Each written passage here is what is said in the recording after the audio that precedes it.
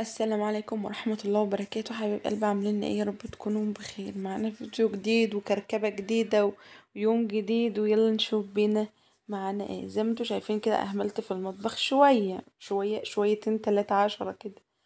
تكوين مواعين كأنها متكومة بقالها سنة. يا رب المواعين تموت. سمينا بالله كده وصلينا على الرسول ونستغفر كتير، وقال بذكر الله تطمئن القلوب. ويلا نبدأ على روتين الطحن اللي معانا ده. طبعا بقى فضينا اي حاجه بقى عندنا كانت وسخه فضيناها، ولمينا مواعين من هنا، وصينيه كنا عاملين فيها كيكه حطينا فيها ميه، وزي ما انتوا شايفين كده. شغ... شغلت بقى واحده واحده على مهلي كده. قلت اما اسلي نفسي بقى. اكتر فقره هي فقره المواعين دي. تحس ان المواعين ما بتخلصش، عايزه يعني. يا ريت مطبخ واسع الواحد يجيب غسالة اطباق والله. هنا بدأت بقى ان انا اغسل في المواعين اهوت. طبعا كان نفسي اشغل السخان اغسل بميه سخنه، بس ما كانش فيه ميه سخنه. فحاولت ان انا امشي نفسي بالموجود بقى. لا اله الا الله. والله كان سن ابني تعبان وانا كنت تعبانه. والواحد اهمل فعلا لما الواحد بيأهمل شويه في الحاجه.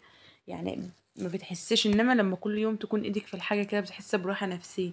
بس غصب عننا طبعا بيجي علينا ظروف بنبقى مش فاضيين فيها. بيحصل لنا حاجة. انا طبعا عشان مش اكترية الاوقات في شقتي فوق، فتحس ان انا يعني اقول مش مشكلة دلوقتي شوية كده. عشان قاعدة طبعا مع حماية وحماتي تحت. انما طبعا لو باكل وبطبخ في المطبخ كل يوم او بعمل اكل في المطبخ كل يوم، فاكيد طبعا مش هستنى عليه او هصبر عليه يبقى بالشكل ده. لا. فلازم يعني ايدك تكون في الحاجة أول بأول كده.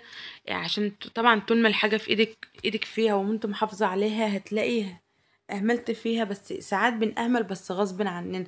قدر الله حصل مشاكل، انت مش في البيت، تعبت، حد من أولادك تعبان، فغصب عنك بتضطر ان انت تستني شوية، أو بتبقي تعبانة مرهقة مش قادرة غصب عنك.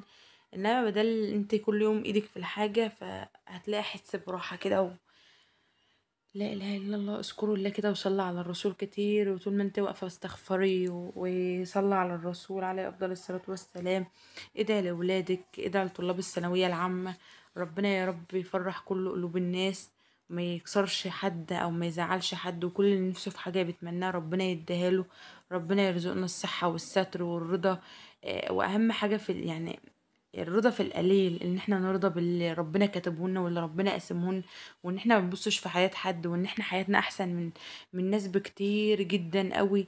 نحمد ربنا ان احنا كل يوم بننام في فرشتنا، ما بننامش في المستشفيات زي اللي نايمين.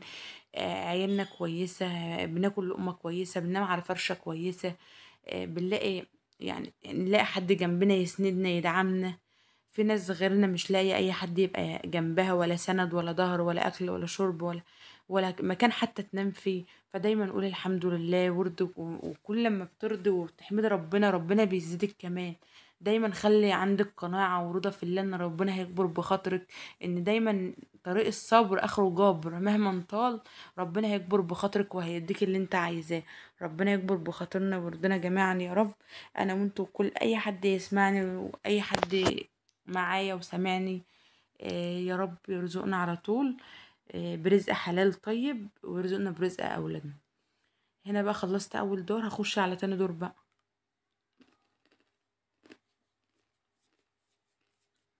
دي الصينية بقى اللي كنت عاملة فيها الكيكة، هي كنت حاطة فيها شوية مية عشان كانت نشفت. هدعك بقى بالسلكة الخشنة كده شوية.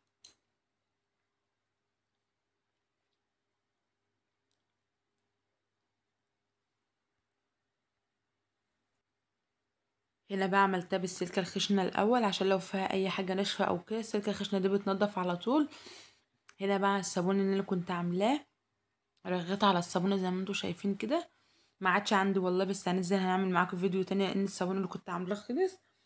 ان شاء الله محوشه شويه زيت هعمل بهم تاني باذن الله مع بعض برضه. او زي ما انتوا شايفين كده بقى يعني حك ودعاكي وطلعي غل الولاد واللي انت فيه كده. اي حاجه فاكراها حطها في رك الموان وانت بتغسليها. هنا بقى هجيب السلكه الخشنه ده عجبها السمر اللي بره دوت، بس والله لو كانت ايدي مش تعبانه قوي كنت كملتها. بس انا قلت يعني نص العمى ولا العمى كله. اما اجي اغسلها تاني ان شاء الله اكملها كلها.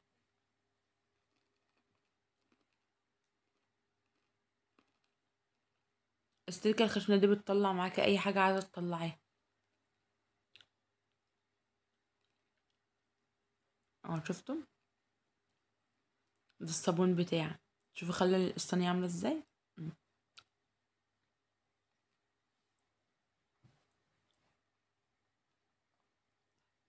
ده لسه كده ما خلصش، مش عشان الحوض فضي يبقى كده خلصت، لا لسه فيه. احنا بنجيب كم كده.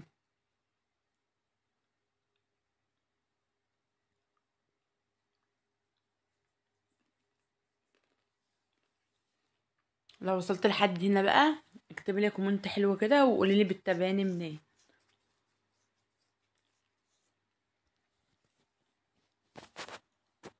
كده المقصات بقى والسكاكين، هنزل المية ديت واجيب الدور التاني. اه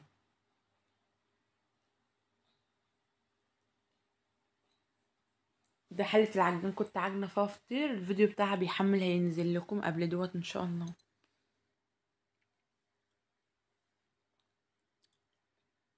ده حافظة كده كان فيها اكل وحاجات، فضيتها برضو كانت في التلاجة. البلاستيكيات ديت بقى.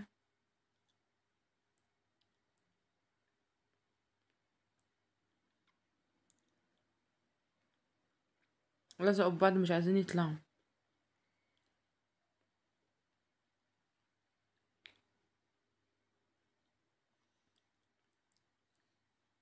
هقفل بقى وهخلص دمت وهقفل، واغسل بقى الصواني مع نفسي كده التانية، يا دوبك اصور منها حتة صغيرة وهقفل بقى اكملها مع نفسي برضك صواني ألمونيا وكده.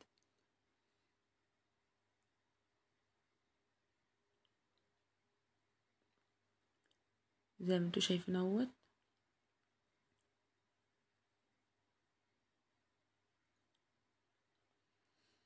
ودي الفقرة التالتة، لسه الفقرة الرابعة. دي الفقرة الرابعة اهي.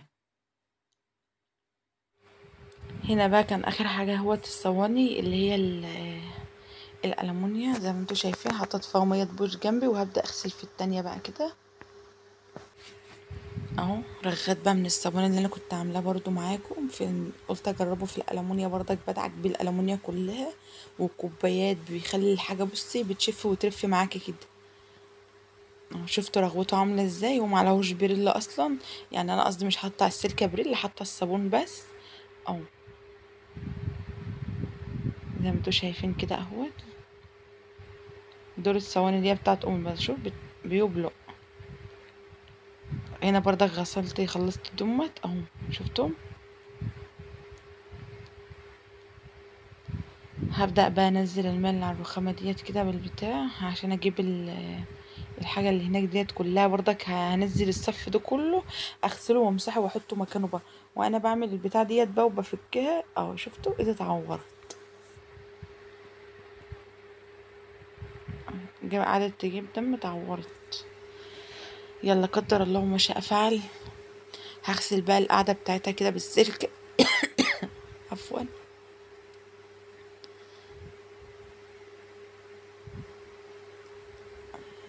هجيب بقى اللي هناك دي كلها سبع، والله اتفتح فعلا وقعد يجيب دم كتير. هنزل بقى الكوبايات اللي تحت الستاند اللي هناك دوت، زي ما انتوا شايفين كده اهوت. واسحب الماء اللي تحتها برضك بالمساحة، وهنزل الحاجة اللي عليها دي كلها امسحها برضك مكان ما انا بمسك بايديا وكده. همسحها برضك كل ده انزله اهو. اشتلت الرف الاولاني اللي فوق ده كده، شفته كان عمال يوجعني وكان الجلدة كانت اتشالت منه. هبدأ بقى اغسل كده واجيب فوطة اطوق الحاجات دي كلها كده اهو. همسح دوت الاول بالفوطة، وده كان نضيف ما كانش عليه حاجة. الاولاني ده اللي كان حسيته مزيت شوية، فجبت له سلكة وحبة بريل وقمت رايحة دعكاه. مش هحط على مية برضه، كان اشفه برفوطة كده تطويق كده، واحطه مكانه بقى وابدأ ارص عليه الحاجة. الستاند ده جميل جدا، ولو مفيش مكان عندك على الرخامة والرخامة بتاعتك ضيقة زي بتاعتي كده، بيوسع معاك الدنيا وبياخد حاجات برضك ويبقى شكله حلو زي ديكور كده. هنا برضك بنفس الفوطة كده فيها شوية مية ببريل صغيرين. هبدأ بقى ايه اطوق الحاجة مكان الغطيان ومكان الحاجة كده اهو. وارص الحاجة مكانها.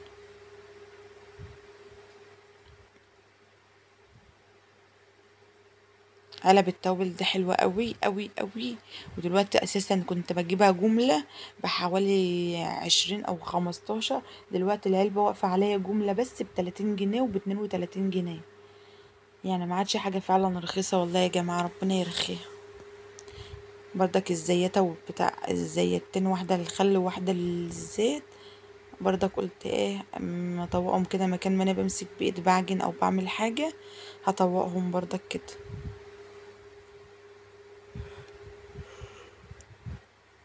خلاص كده ارجع بقى صفيت المعالق مكانها.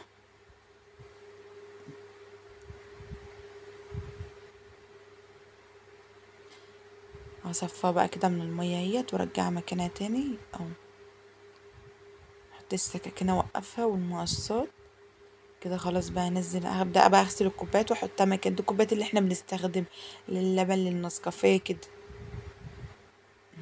شوية بقى مية ببريل كده بصابونة، او وهبدأ بقى احطهم مكانهم تاني وارصهم مكانهم تاني. غسلنا مواعين النهاردة تكفينا لمدة شهر قدام.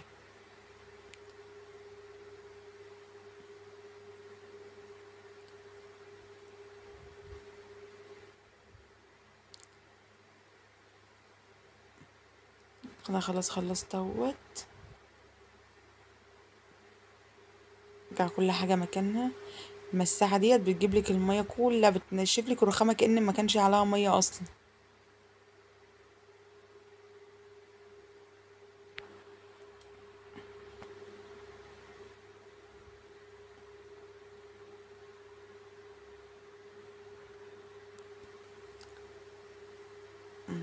مش كل حاجة كده ننزلها خلاص كده. هبدأ بقى اجيب فوطة افردها على الرخام عشان ارصها على المواعين. اه، المواعين كانت على البوتاجاز بقى عشان تصفي ميتها، جبتها حطيتها كده عشان تصفي ميتها.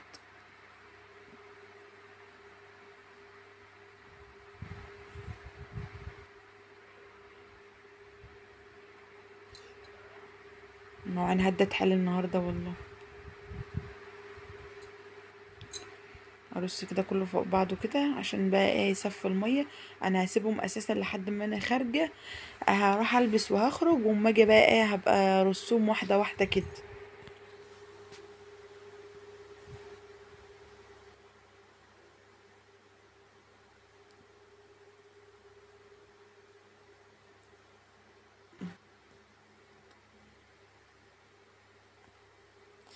لا اله الا الله، سبحانك اني كنت من الظالمين.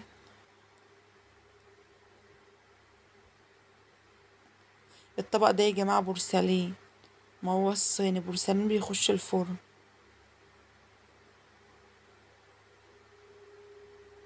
هبدأ بقى سايق الارض. هنا بقى جيت عند البوتاجاز اهوت، كان واقع عليه الزيت وزي ما انتوا شايفين كده. هبدأ بقى اعمله اهوت، اغسله برضو.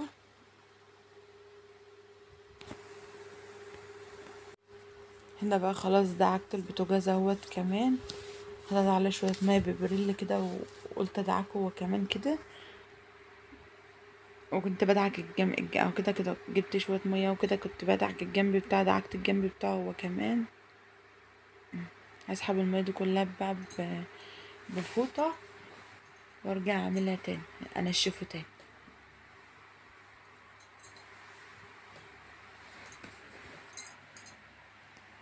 زي ما انتوا شايفين كده.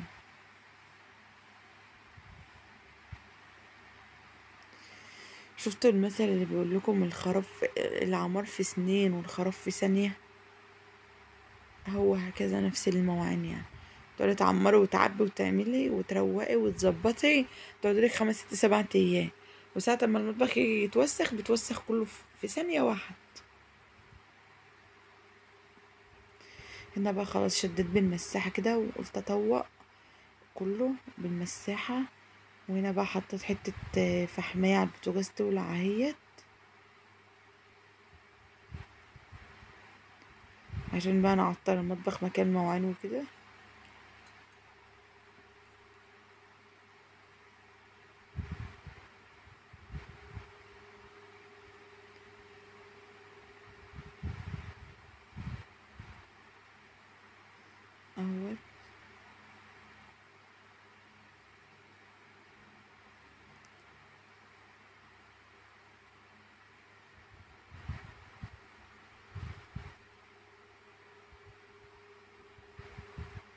لقيت الفحماية ما ولعتش كلها، قمت رايحة مرجعاها تاني.